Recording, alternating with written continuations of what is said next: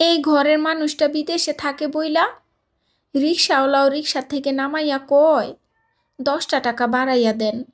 যদি মাছ বাজারে মাছ কিনতে যাই 300 টাকার মাছটা 350 বইলা ব্যাগে পুরাইয়া দেয়। কিছু কইতে গেলে কয় দামাদামি করেন কেন, আপনাকে তো বিদেশি টাকা, এত কিপটামি করলে হয়? মুদি দোকানে গেলে আধা কেজি ডাল চাইলে 2 কেজি পুরাইয়া দেয়। চোখ লজ্জা দেয়, কয় বিদেশি টাকা এত হিসাব করেন কেন, বিদেশি ডলার পাঠায় আর এত কিপটামি করেন কেন? তারাও বুঝে না। ঈদ আসলে আত্মীয় স্বজনরা চাইয়া থাকে বিদেশ থেকে টাকা পাঠাইব, আর সেই টাকা দিয়া সব বাইরে কেনাকাটা কইরা দিমু। মসজিদ মাদ্রাসা থেকে যদি কোনো চান্দা উঠাইতে হয় সবার কাছে যদি চায় 500 টাকা, আমাগো কাছে আইসা চায় 5,000 টাকা। কয় ওরা বিদেশি মানুষ, বিদেশি টাকা ওরা দিব না তো দিব কারা?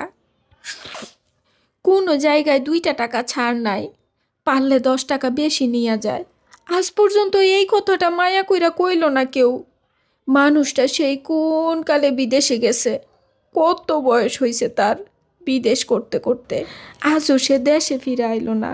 কেউ একটাবার কইল না, শোনো, টাকা পয়সা একটু কম খরচ করো, আমাদেরকে একটু কম দাও, মানুষটারে তাড়াতাড়ি দেশে ফিরাইতে কও, মানুষটার বয়স হইয়া গেছে, আর বেশি দিন বাঁচবো না।